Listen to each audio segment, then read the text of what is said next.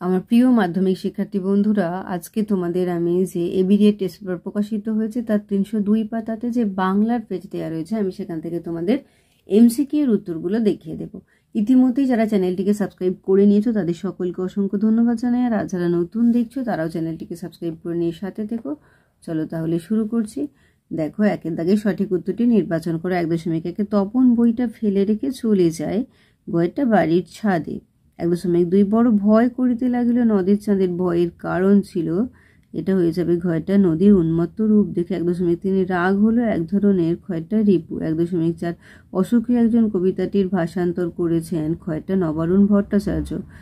1.5 নিভৃত অবকাশে আফ্রিকা কি চিহ্নে ছিল, ক্ষয়টা জল স্থল আকাশের দুর্বোধ্য সংকেত।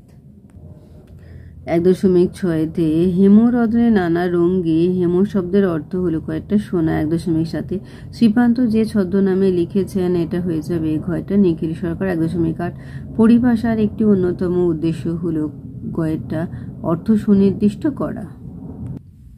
1.9 পণ্ডিত মশাইয়ের কলম খ্যাত ছিল কি জন্য, এটা হবে কয়েকটা কানে গুঁজে রাখার জন্য।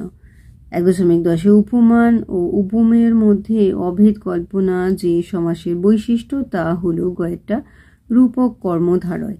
1.11 মন্দিরে বাজছিল পুজোর ঘণ্টা, চিহ্নিত পদটি কোন কারকের উদাহরণ। চিহ্নিত পদ হচ্ছে মন্দিরে, এটা হয়ে যাবে ঘয়টা অধিকরণ কারক। 1.12 সম্বন্ধ পদের বিভক্তি কোনটি, কয়েকটা র এর। 1.13 ফেনাইলা কনক বলয় দূরে, চিহ্নিত পদটি যে সমাসের উদাহরণ। চিহ্নিত পদ হচ্ছে কনক বলয়, এটা হয়ে যাবে ঘয়টা মধ্যপদলোপী কর্মধারা। 1.14 কর্মবাচ্যের কর্তাকে বলা হয় কয়েকটা অনুক্ত কর্তা। 1.15 বাঁশি বাজে বৃন্দাবনে, এটি যে বাচ্যের উদাহরণ সেটি হলো ঘয়টা কর্মকর্তী বাচ্চা। 1.16 বাংলা বাক্য নির্মাণের শর্ত সংখ্যা, এটা হবে ঘয়টা 3টি। 1.17 এইটুকু কাশির পরিশ্রমে সে হাঁপাইতে লাগিলে, বাক্যটি কোন শ্রেণীর, কয়েকটা সরল বাক্য।